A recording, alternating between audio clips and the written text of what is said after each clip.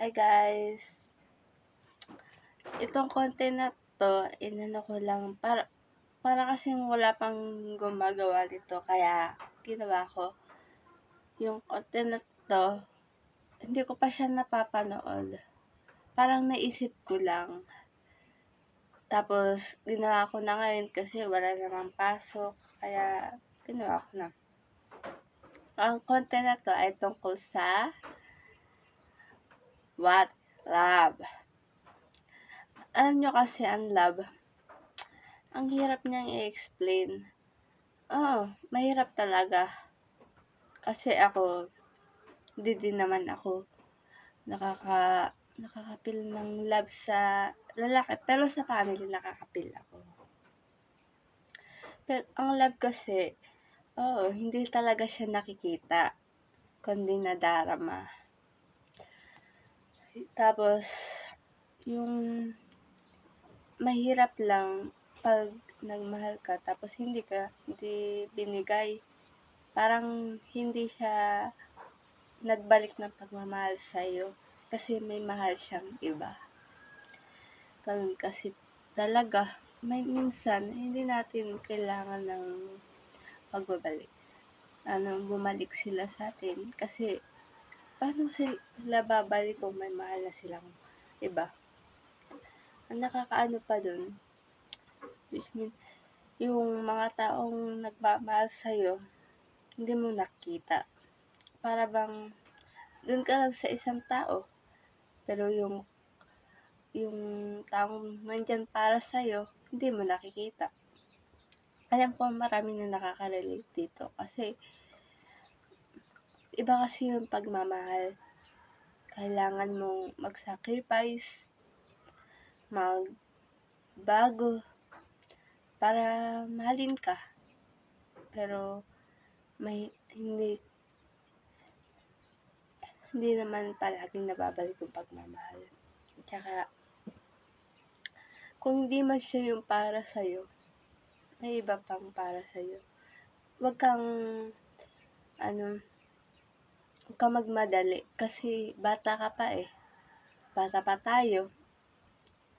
Mayroon pa tayong mga kailangang gawin. Alam nyo kasi, sabi ng iba, mas magandang magka-love life ka kasi pag ikaw lang mag-isa, parang wait lang guys. Ang boring mo na. Sa school nga namin eh, kung alam nyo lang, ang daming couple. Sila kasi, minahal nila eh. May sa school nga, sa mga klase ko, meron ako nakikita na umiiyak, naggalit, parang nagsiselos, ganun. Pero kasi ako, ayoko na mag-boyfriend eh. Ako kasi yung tipo na gusto ko munang yung mga magulang ko, tulungan bago magka-love life. Wala pa sa isip ko yung pagka-love life. Pero naiinggit ako, hindi ko naiinggit ako sa kanila. Pero kasi, pag-aaral muna. Sinasabi ng iba na pwede naman pagsabayin ang love life at pag-aaral. Pero kasi, sa mga nakikita ko, pag kasi pinagsasabay nila, parang pinipili talaga nila yung pagmamahal. May iba nga yung mga kaibigan ko, nagka-jowa sila, napabayaan yung pag-aaral. Paano naman ako na wala akong love life pero napapabayaan ko yung pag-aaral ko? Kasi hindi naman kailangan talaga madalin eh. Kailangan mo lang maghintay ng tamang panahon para makita yung taong mahal mo. Pero kasi, kung nandiyan na talaga yung taong mahal mo at alam mong hindi ka lang lulukuhin, ikaw na yung pinaka-the best. Ikaw na yung pinaka-swerte sa buong mundo. Kasi, hindi mo napipil na malolokohin ka niya eh.